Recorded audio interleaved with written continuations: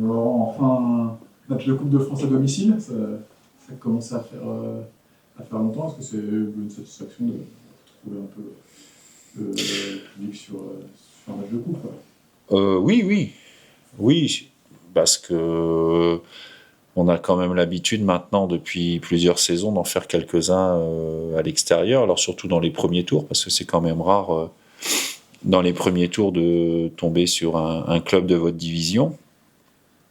Donc on est forcément content. La dernière fois, c'était effectivement un bon souvenir, hein, même malgré la défaite, mais c'était quand même une demi-finale. Donc voilà, c'est Grenoble, c'est l'opportunité de faire un match de plus, enfin un derby supplémentaire. Donc je pense que ça doit réjouir tout le monde de pouvoir avoir ce type d'événement. Après, c'est malgré leur défaite à Boulogne, je pense que c'est une équipe qui est quand même sur une bonne dynamique, qui était avant la défaite à Boulogne sur trois victoires d'affilée, qui était repassée devant nous au classement. Donc aujourd'hui, voilà, c'est toujours difficile la Coupe de France. Ça va ressembler plus à un match de championnat de par, on va dire, la proximité des équipes, on va dire, dans le championnat et puis dans la compétition, puisqu'on est au même niveau. Maintenant, il faudra à nouveau aborder le match avec ce qu'on sait faire pour pouvoir espérer l'emporter, parce qu'il faut s'attendre aussi à ce que l'esprit Coupe de France des deux côtés y soit, que se rajoute à la notion de derby, donc un match évidemment compliqué, mais c'est bien. Franchement, c'est bien, au-delà du fait que ce soit Grenoble, derby, dans n'importe quel derby, il y a de la rivalité, hein, que ce soit un Annecy-Grenoble, un Saint-Étienne-Lyon ou un PSG-Marseille. Enfin, je veux dire, il y a toujours cette rivalité, mais d'un autre côté, c'est aussi ce qui rend les matchs plus intéressants et qui donne plus envie de les jouer. Donc, tant mieux. Tant mieux. Je sais que ce sera dur, mais tant mieux qu'on puisse avoir. Tant mieux que ce soit un match difficile à jouer comme ça. Est-ce que vous avez gagné les deux derbies de 2025? Grenoble avait été pendant longtemps un peu moins réussi, on va dire. Ouais. Est-ce que tu as la sensation que peut-être le rapport de force est un petit peu inversé là, sur non seulement les résultats, mais aussi la manière des victoires? Je me suis réjoui évidemment des deux dernières victoires. Maintenant, il y a toujours un avantage et un inconvénient dans une situation. La bonne nouvelle des deux victoires, c'était qu'évidemment, c'était une nouveauté déjà chez nous, et donc on a cherché à l'apprécier à sa juste valeur. Maintenant, faut se mettre aussi à la place de l'adversaire, et l'adversaire, nous, on serait pareil, hein, dans le même cas, on se dit quoi? On se dit, bon, maintenant, ça fait 2, ça suffit, quoi. Voilà, donc je m'attends évidemment à une équipe en face, à la fois qui est beaucoup mieux, on va dire, qui est en meilleure santé depuis quand même un mois maintenant, malgré le revers qu'ils ont eu à Boulogne. Mais le revers à Boulogne, c'est les 25 dernières minutes, hein, parce que jusque-là, ils sont devant, et ils auraient même pu être devant un petit peu plus. Et en plus, au-delà du derby, vous avez l'équipe d'en face qui vous a battu les deux dernières fois. Donc ça va motiver davantage encore cette équipe, d'où la difficulté supplémentaire. Mais tout ça, encore une fois, c'est bien parce que c'est ces matchs-là qui sont intéressants à jouer. Voilà. On sait très bien qu'en Coupe de France, on peut se retrouver face à une équipe hiérarchiquement, enfin, jouant dans une division hiérarchiquement inférieure, mais dans des conditions parfois. Alors, certains trouvent que c'est la magie de la Coupe, je l'entends, mais vous jouez dans des conditions difficiles, sur des terrains très difficiles, et ça nivelle les valeurs.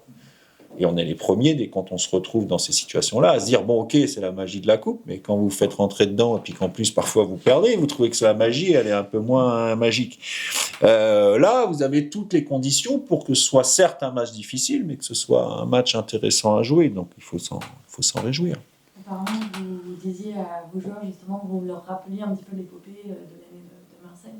Est-ce que cette compétition, justement, elle est vraiment importante pour vous, et qu'est-ce que vous dites justement à vos joueurs? Je joue tous les matchs avec l'intention de les gagner.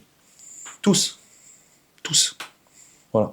Alors, la manière de s'y prendre, elle est parfois différente dans le choix des joueurs, et ça m'est arrivé en coupe des fois de faire beaucoup de rotations, parce que je dois gérer un effectif et l'objectif prioritaire du club, il est clair, c'est que la saison prochaine, qui plus est pour le centenaire du club, soit que l'équipe soit en Ligue 2. Ça, c'est la priorité des priorités. Voilà. Maintenant, on est bien placé pour le savoir dans une saison qui plus est, qui a été très très difficile, bien plus longtemps d'ailleurs que ce qu'on pouvait imaginer au départ. On a quand même été en demi-finale de Coupe de France. Ça nous a permis quand même dans ce championnat-là de marquer 45 points. Je ne refais pas l'histoire de l'été parce qu'on va en avoir pour du temps. Mais les deux sont possibles. Donc, mais pour gérer les deux, il faut aussi avoir un effectif, faire des rotations parfois. Et puis parfois, quand vous faites des rotations, ça ne remet pas la qualité des joueurs en cause. Mais forcément, il y a des affinités qui ne sont pas créées, puisque vous mettez sur le terrain des fois des joueurs qui ont moins l'habitude de jouer ensemble que ceux que vous mettez en championnat. Donc la priorité des priorités, c'est le championnat. Après, il faut trouver le juste milieu entre garder de la cohérence. Vous êtes tenu aussi par les suspensions, les blessures. Là, l'équipe que je vais faire contre Grenoble, elle aurait peut-être été différente si Paris et Bilmaz n'avaient pas été suspendus, par exemple. Donc, j'ai eu des malades dans la semaine avec certains qui seront peut-être pas aptes à cause de ça. Bon, je suis obligé d'en tenir compte. Mais oui, la Coupe de France, quand vous pouvez faire un parcours en Coupe de France, je trouve que c'est toujours une dynamique pour votre championnat qui est intéressante. Alors, c'est de la fatigue en plus, c'est des cartons en plus et des suspensions en plus, c'est vrai. Mais si à un moment, ça met trop en danger ce qui se passe en championnat, vous faites un choix. La première question du diffuseur le jour de la demi-finale, pourquoi vous mettez Saïd Dion sur le banc quand on joue la demi-finale contre Toulouse? Pourquoi vous le mettez sur le banc? Dans ma tête, quand on me pose une question comme ça, des fois j'ai envie de dire parce que j'ai envie de perdre, donc je le mets sur le banc. Non, mais c'est vrai. et j'en ai tenu compte aussi à l'époque. Voilà. Et pourtant, je savais combien c'était important d'eux.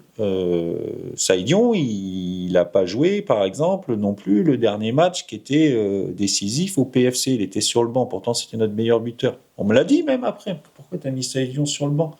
J'avais des raisons pour mettre Saïd Dion sur le banc. Regardez combien de matchs il a joué depuis qu'il est parti de chez nous. À Dijon en début d'année, est-ce que c'est aussi peut-être un paramètre de potentiellement aller loin en coupe cette année et se refaire des matchs à domicile? Oui, je suis content de se refaire des billetteries.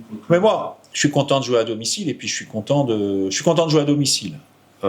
Dans un match qui peut apporter du monde parce que c'est un voisin, hein. Grenoble c'est quand même très proche. En plus on peut jouer le vendredi puisque ça arrange et Grenoble et nous de jouer le vendredi. Enfin je veux dire toutes les conditions sont réunies. Mais moi je suis surtout content pour les supporters, tous les partenaires, les actionnaires. Je veux dire pour ces gens-là c'est bien de pouvoir avoir ce type de match-là.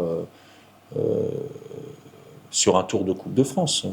Voilà. J'espère qu'on aura un peu plus de monde qu'on a eu ces derniers temps, mis à part Saint-Étienne, malgré la météo qui aide pas. C'est vrai qu'il faut être courageux en ce moment pour venir au stade.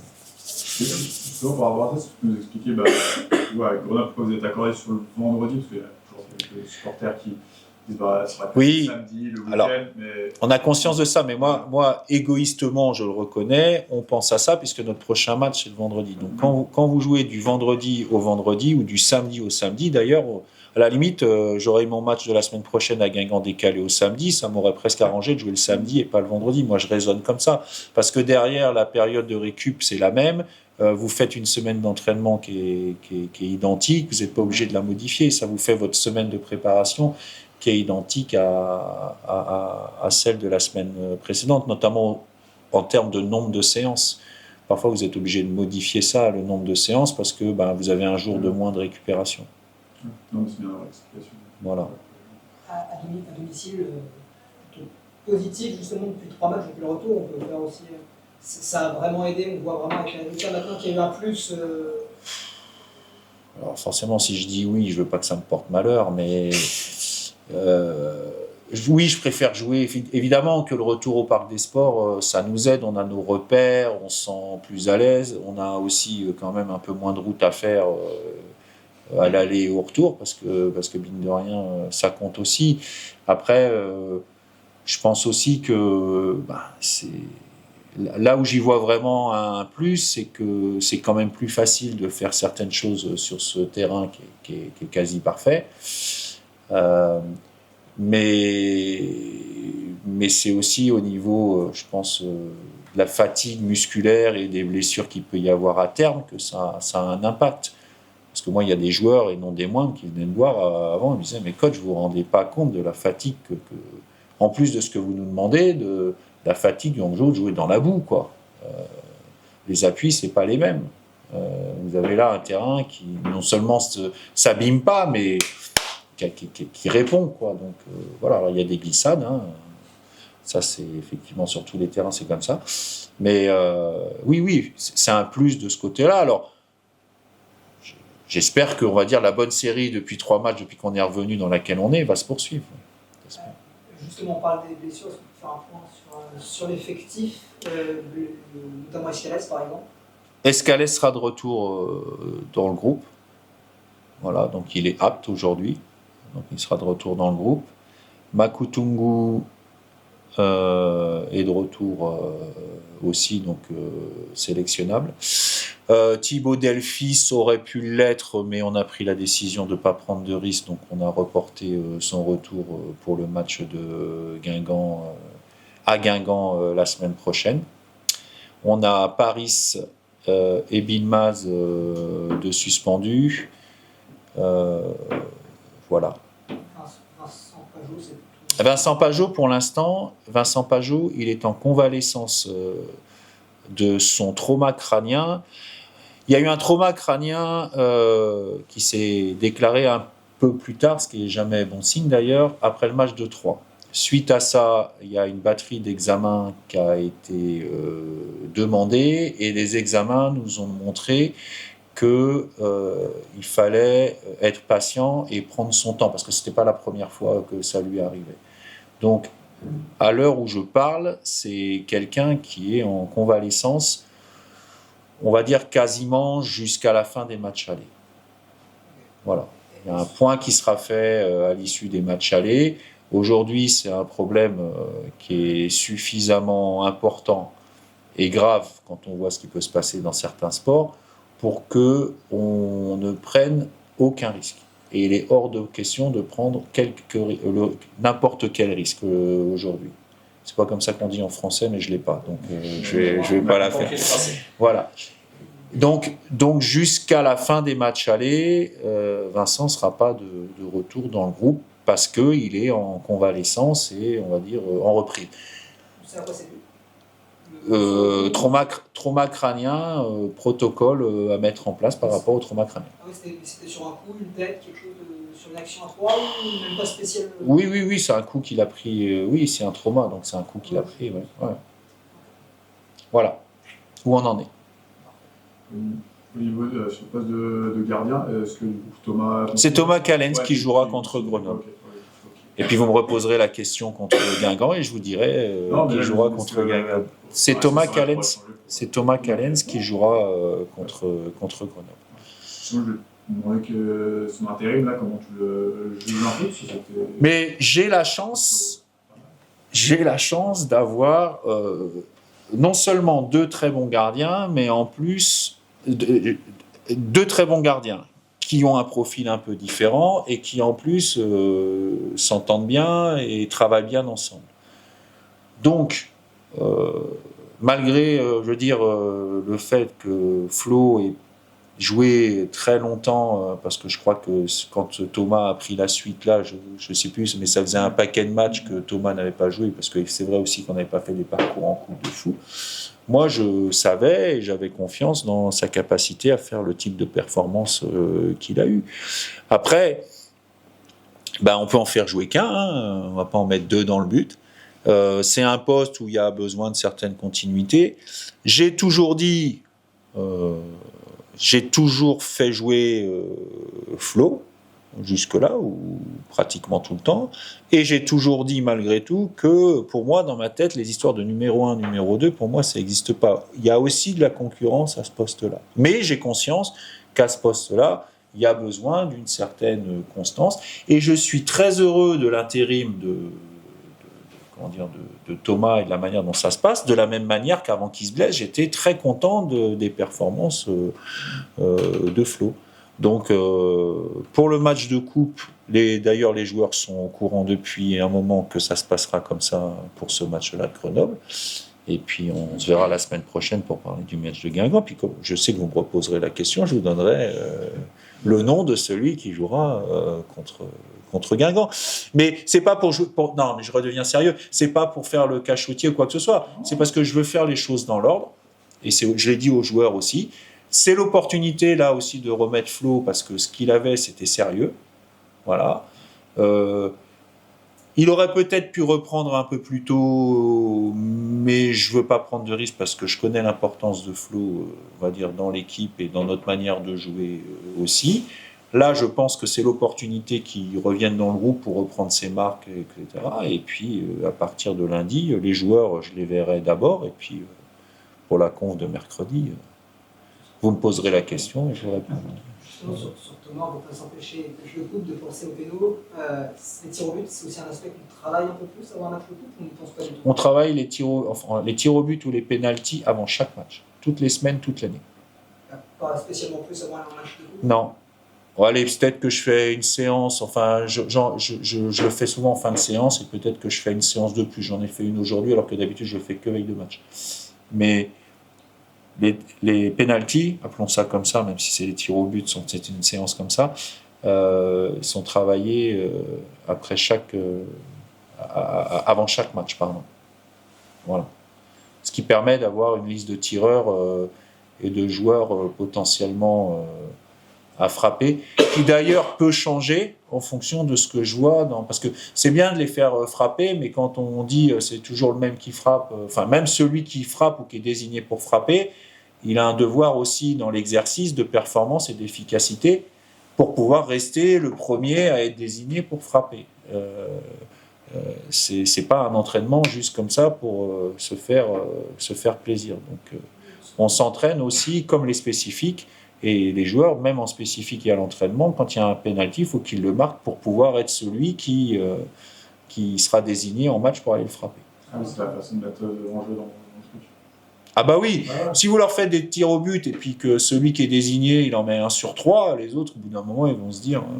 et c'est pas le cas. Mais la désignation qui je désigne pour frapper, ça peut changer d'un match à l'autre.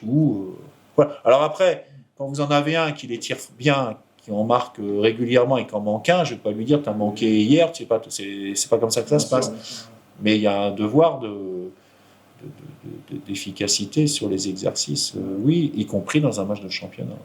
Et c'est bien aussi parce qu'il y en a beaucoup qui se prennent au jeu et à l'exercice et qui veulent me montrer qu'ils peuvent être celui qui sera désigné. Voilà, tant mieux. Justement, je disais sur Thomas, on pense à lui, parce que forcément, la coupe, Marseille, ça avait plutôt bien marché, même on sait qu'il est plutôt pas mauvais dans l'exercice. Il les bosse lui aussi spécifiquement. Bah oui, parce que quand on tire les pénaltys, on met un gardien. Oui, mais est-ce qu'il les bosse encore plus avant un match? Non. Mais même quand on a fait l'épopée de la demi-finale, on les travaillait déjà à l'époque chaque veille de match, et ni plus ni moins. Voilà. Je crois plus à un travail régulier, même si c'est sur des courtes durées, que de faire une fois de temps en temps 1h30. C'est n'importe quoi, mais c'est un exemple. Juste pour finir, il y a un match important du bas de tableau de Ligue 2. Ça fait que maintenant il y a une équipe vraiment décrochée, ça va resserrer un peu plus que. Qu'est-ce que ça te. Ben, aujourd'hui, vous avez le premier relégable. Alors Bastia semble décrocher, mais méfiez-vous de Bastia quand même sur la durée. Voilà. Ensuite, vous avez l'avant-dernier qui a 15 points. Vous avez le barragiste qui a 15 points. Vous avez encore 2 autres équipes qui ont 15 points. Donc le goal average a son importance, parce qu'on a parlé du goal average il n'y a pas longtemps. Et vous avez Annecy, puisqu'on va parler de nous, on est 10e, donc il y a quelques équipes entre nous, avec 19 points, donc uniquement 4 points supplémentaires. Donc c'est un championnat, encore une fois, c'est un championnat très serré. Je pense que les 2 derniers matchs allés qu'il va y avoir pour toutes les équipes vont déterminer un petit peu quels sont les objectifs que chaque équipe peut atteindre. Voilà. Nous on a 19, si on finit avec 25 ou qu'on est toujours à 19, y a, je pense que ce qu'il faudra cibler sera un petit peu différent. Mais c'est ce que je dis tout le temps, c'est un championnat où tout peut se passer, donc il faut avoir la confiance nécessaire pour regarder aussi devant soi, parce qu'il y a des équipes qui ne sont pas très loin devant, et puis il faut avoir l'humilité aussi de se dire qu'il faut jeter un petit coup d'œil régulièrement derrière pour pas se tromper d'objectif. Voilà, aujourd'hui je me réjouis, j'étais très content de la victoire contre Bastia, et je le suis encore plus quand je vois les autres résultats, ça c'est sûr.